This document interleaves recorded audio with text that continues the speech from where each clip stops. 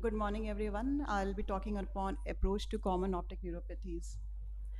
Optic neuropathy means there is degeneration of the optic nerve, which can be hereditary or which can be acquired. And this degeneration results in changes in the optic nerve head and the surrounding RNFL, mostly as a result of direct or indirect damage to the ganglion cells and its axons. So this is a list of inherited and acquired optic neuropathies. The acquired will be optic neuritis, which could be idiopathic, associated with MS or isolated, associated with NMOSD or a cryon or post-infectious, post-viral. It could be ischemic, it could be due to toxic or nutritional causes, due to inflammatory disorders or connective tissue disorders. It's a whole list, but it's important to know the differentials if we want to investigate a case of optic neuropathy. So I think history is this is one of those subspecialties where history is most important. We get a lot of clues from the history, and this is where we start when we're investing one case. So a rapid onset would mean a demyelinating, inflammatory, ischemic, or a traumatic cause. A gradual course would mean a compressive, toxic, nutritional, or a hereditary cause. Then we have to be very specific about other neurological symptoms like ataxia, limb weakness, paresthesia could mean a demyelinating lesion. Painful ocular movements could be seen in idiopathic ocular neuritis or a MS. Transient diplopia may be due to a compressive optic jaw claudication, temporal pain might be seen in a giant cell arteritis. So history of medications is very important. ATT, we know ethambutol, but INH and now multi-drug resistant drug linezolid is being increasingly used with optic neuropathy. We have to take this history. Antimalarials, chemotherapeutic agents. We have to keep an eye on the latest fever on the block, COVID, chikungunya, dengue. All of these can cause optic neuropathies. Any history of vaccination. Any addiction, this can lead to secondary nutritional optic neuropathy, or as in alcohol, it can lead to toxic optic neuropathy also.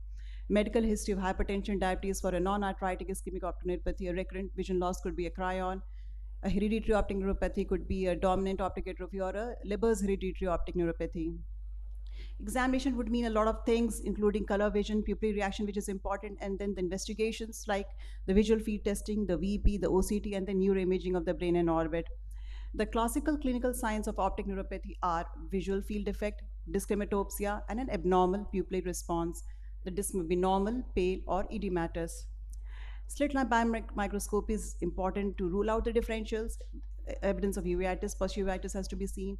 A pale optic disc would indicate a long-standing optic neuropathy. They can be a sequelae of an ischemic optic neuropathy, a sectoral pallor, signs of optic atrophy in the form of when seen in red free light, when we see slit-like or wedge-like defects in the peripapillary nerve fiber layer.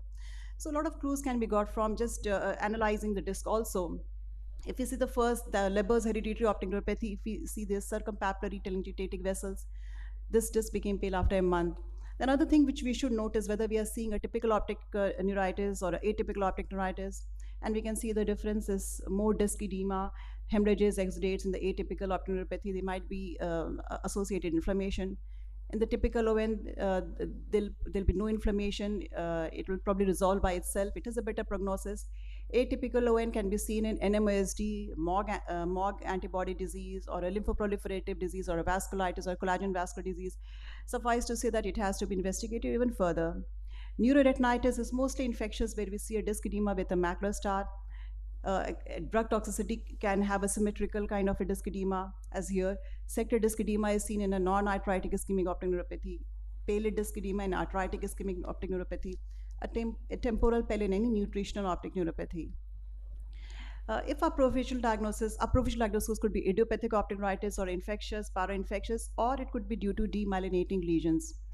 Now, these are the demyelinating lesions which can lead to optic neuropathy, multiple sclerosis, neuromyelitis optica, or a MOG antibody disease. It's important to differentiate between the three with the help of biomarkers like the anti-aquaporin 4 antibody and the myelin oligodendrocyte antibody, because the treatment management, the prognosis and the management differs. Now, this is a case of a typical optic neuritis, recovered in 1 month. We saw disc edema in one eye, the other eye was also affected. This was also seen in the VP. There's a prolonged P100 latency.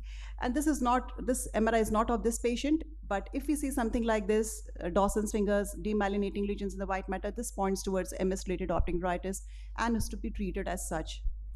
This is a bilateral atypical recurrent optic neuritis, which was seen in a young girl. And at that time, we didn't investigate for NMO.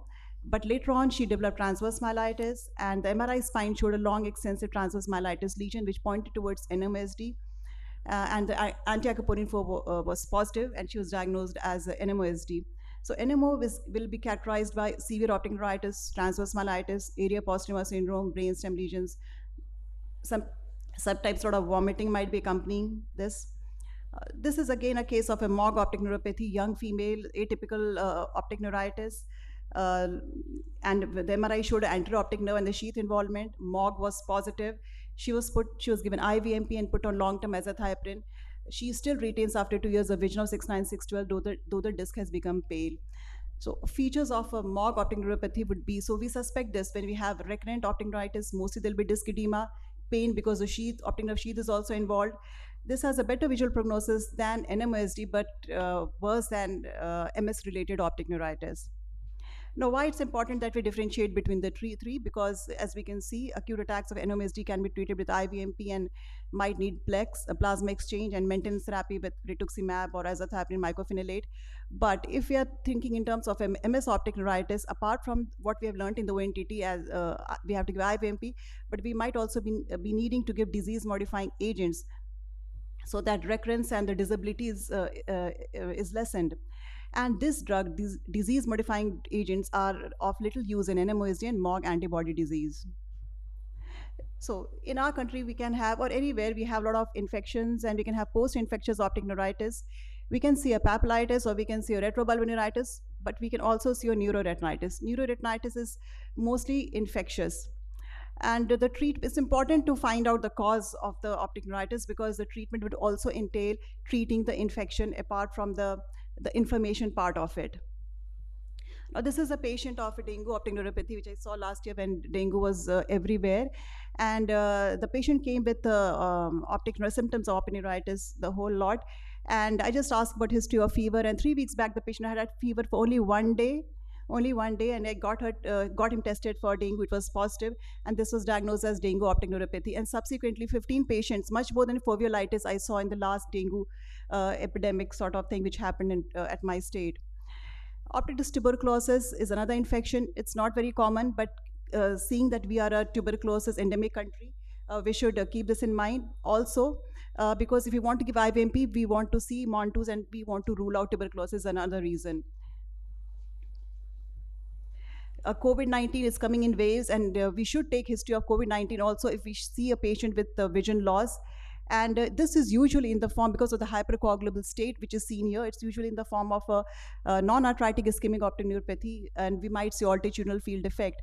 And this is a post-vaccine optic neuritis which is seen. So all this history is very important because it tells us the cause, and we can manage these patients better.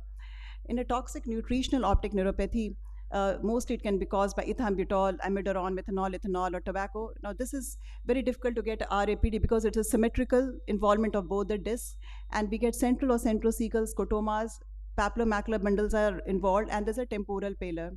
Is the time done? Over? Oh, I'll just hurry up. So evaluation would mean, of course, vitamin B12, folate, and a peripheral blood smear to rule out the cause. History has to be taken about any malabsorption to rule out the cause of the nutritional deficiency, and it has to be treated accordingly.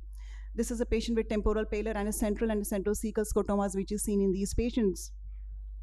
This is again a patient of a methyl alcohol optic neuropathy. In this, the history is difficult to take. The patient will not admit to taking spurious liquor.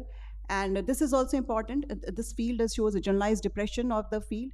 And because the whole treatment modality changes if you have diagnosed a patient with a methyl alcohol optic neuropathy. And this is a kind of disc edema and the RNFL swelling that you see very typical in methyl alcohol poisoning. Non-arthritic ischemic optic neuropathy is also very common. As I said before, we see a sector disc edema. In AION, there's jaw claudication, headaches can be seen, and temporal artery biopsy is done to further manage these patients. And that is in AION, one thing which I forgot is that the other eye is very important to see, because you might see a disc at risk. And if you have doubts about the disc edema, the other eye will sort of confirm the diagnosis if it's a congested disc or a disc at risk. And this is a altitudinal field effect when you see there. This is the disc of a NAION, and we can see the sector disc edema, and below is that of AION. We have to investigate with ESR, C-reactive protein, and test for hypercoagulable state if the patient is under 50. Traumatic optic neuropathy, we see a lot of these cases. It can be indirect or a direct injury. But as these studies show, the verdict is still out on whether we are going to do optic nerve decompression surgery, we're going to give steroid, we're just going to leave like them. The best is to treat these cases on a case-by-case basis. To conclude, optic neuropathy can be caused by multiple causes. Careful clinical evaluation is essential to diagnose these cases. We have to recognize these entities so that we can manage them and prognosticate better. And additional tests like visual field testing, neuroimaging are very useful in the clinical evaluation. Thank you.